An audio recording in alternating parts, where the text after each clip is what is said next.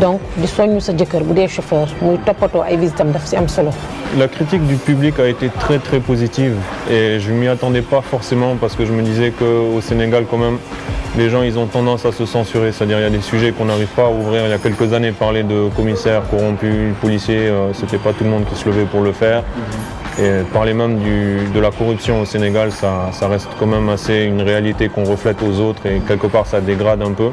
Mais je pense que quand on veut évoluer, il faut déjà accepter ses défauts. Et après, il faut accepter qu'on les dénonce et il faut qu'on essaye de prendre des conclusions. Donc moi, je trouve que ça a été très positif parce que les gens, ils ont parlé d'éducation. Ils ont parlé du point de vue éducatif, ce que je ne voulais pas forcément qu'il y ait au départ, mais ils ont perçu ça comme ça. Et je vois que beaucoup se sont amenés à réfléchir sur des situations, sur pas mal de suites, de conséquences de leurs actes. Et c'est le plus important. Le truc, ce n'est pas de dire que les commissaires sont corrompus, ni que les policiers sont corrompus, mais c'est tout un système qui fait qu'on se salit les mains et que chacun doit avoir sa place dedans, chacun doit avoir son opinion à dire, sans pour autant reprocher à l'autre, parce qu'on a tous les mains sales, quoi. Et je pense qu'au Sénégal, ce serait bien qu'on commence à... C'est un pays qui, pour moi, devrait être beaucoup plus développé qu'il ne l'est actuellement, mais que les mentalités bloquent. Les mentalités bloquent à beaucoup de niveaux. Moi, j'ai eu la chance de voyager. Je sais que beaucoup de rappeurs, ils ont eu la chance de voyager. Quand je parle avec mes collègues, ils savent qu'il y a beaucoup de choses à refaire dans ce pays-là. Et les Sénégalais, dans la masse en général, il y en a beaucoup qui ne sont pas conscients de ça. Donc nous, on essaye de leur faire communiquer tout ça. Et on veut vraiment que ça évolue. Et je pense que quand même, c'est bien parti. Je ne m'attendais pas à cette approche qu'il y a eu avec le public et je pense que vraiment au Sénégal les gens veulent évoluer, ils veulent une vie stable, ils veulent une vie qui a un certain niveau et ils veulent montrer leur présence dans le monde et ils veulent s'affirmer comme des citoyens civilisés qui peuvent aller plus loin, se développer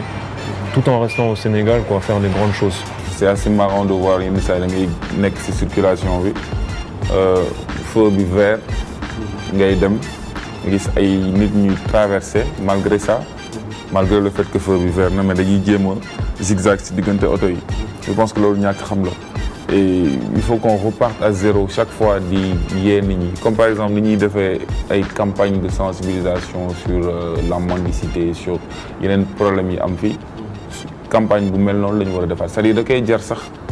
qu'on fasse comme bu fekkee dañuy wax ak ay xale parce que yenn saa yi Sénégal système boobu mooy dox da ngay jël benn affaire def comme kuy wax ak xale koo xamante ne bàyyi ma la presque c'est humiliant sax parfois man ma koy xool damay gis yenn publicité yi pour man c'est rabaissant parce que dama ne mais nit ñi war nañ xam li peut-être que tamit comme ñëpp jànguñu donc c'est important de faire benn matraquage bon bu ñu defee matraquage bi tamit def benn campagne de sensibilisation campagne bi balaa moo am njëriñ il faut que les gens aussi essaient d'appliquer li ñuy gis su ñu nee par exemple takk leen seen ceinture que ce soit benn loi bu ñuy voté ku ñu jàpp takkuloo sa ceinture da ngay fay amende. Je me rappelle que temps est passé amoon na benn lu ñu génne woon ne woon na ñëpp takk ceinture chauffeur car rapide yi doon grève parce que oui donc c'est vrai que car rapide amul ceinture mais c'est un transport en commun. Donc je pense en fait que ce qu'il faut faire c'est de faire une campagne de sensibilisation et puis de mettre des lois ou bien de mettre de faire respecter la loi parce que ñaar yooyu la fii bu ñu ma jàppee su ma takkul sama ceinture wala sama pièce bu manqué tout le monde sait comment ça fonctionne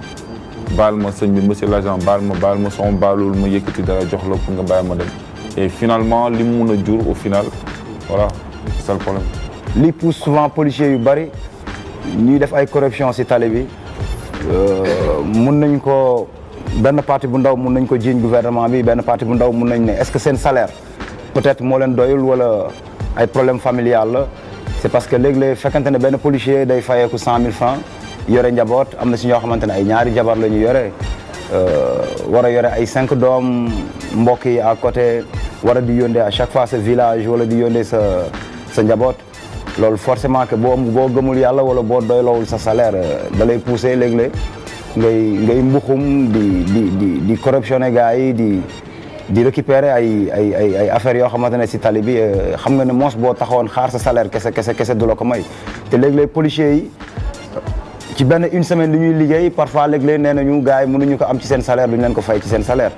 et loolu ku gëm yàlla dëgg moo mën a muñ doylu ci li nga xamante ne loolu moo am mais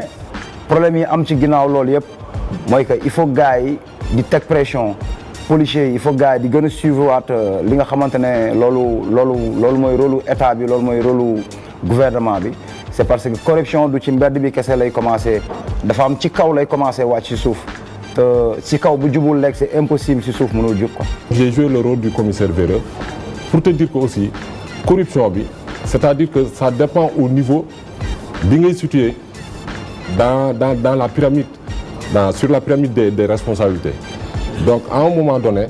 dans la hiérarchie boo tollee ci col bi wala boo bëggee toll fi nga xam ne mooy col bi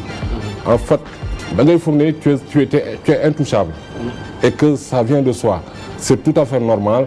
et que ñu jàpp une grosse ponte ni indil la ko bien menotté et tout mais ak maletam nga récupérer mallette bi ne ko demal sa yoon. Et film boo amee seetlu aussi c'est-à-dire que il faudrait que aussi les gens soient assez réceptifs buñ seetaan film bi xam nga en diagonale nii mais effectivement seetaan ko mooy jéem a am perception bi nga xam ne moom la ñuy jéem a véhiculer. Quand tu vois le brigadier moom bi muy jël 1000 francs bi boo leen xoolee bu baax il a regardé de gauche à droite pour un 1000 francs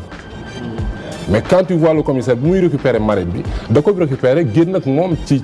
poste bi nii ci secrétariat bi aux yeux et au su de tout le monde pour te dire que boo ci tolloo ci benn ci hiérarchie bi am na foo ci toll tu penses que effectivement c'est normal et que yow intouchable nga. Injustice dafa grave parce que injustice fu mu sax pour mu dañ fa dafa c'est hyper difficile injustice fu mu sax xeex moo koy dindi waxtaan dindiwul injustice. xeex mooy dindi injustice et c'est exactement ce qu'on a vu ce qui s'est passé lors de ces dernières élections c'est-à-dire que nit ñi dañu wàcc ci tali bi ndax injustice yi ñu doon gis parce que ki la tane moom fi nga koy fekk chaque fois foo mënti toll ci àdduna di nga gis koo xamante ne moom moo la tane donc da ngay nangu loolu il y aura toujours des pauvres des moins pauvres des riches des plus riches loolu mënul ñàkk xam nga mais ci kaw loolu yëpp na la leer ne que boo jugee par exemple yow nga nekk koo xamante ne da nga néew doole nga jóg ne man kat lii damay dem pour yóotu ko ndax ci dëkk bi laa dëkk sama wàll la ci dëkk bi boo demee mën nga ci jot mais yow ngay jóg di doxi lenn parce que tout simplement citoyen nga tu as droit à ça nga ñëw qu'on te refuse ce truc là et on l'accorde à quelqu'un d'autre tout simplement parce que il fait partie d'une certaine élite wala xam na ko bokk ci élite boobu c'est frustrant quoi en fin de compte. Policier bi certes bon comme ni ko turam di wuyoo c'est le bleu moom c'est un bleu il veut vraiment prouver instant bi ñëw na def na rôle bu noble joué na benn action bu noble quoi jël nañu jox nañ ko corrompre nañ ko mais bañ na donc ça c'est déjà noble mais boo xoolee ba xool danger bi ma njëkk a xool si loolu mooy que ne policier bi nga corrompre noonu mu bañ. Parce que kooku moo nekk sur le terrain c'est lui qui est appelé demain à être le commissaire peut-être moom mooy am promotion ba fu muy nekkee commissaire donc dañ naan que ne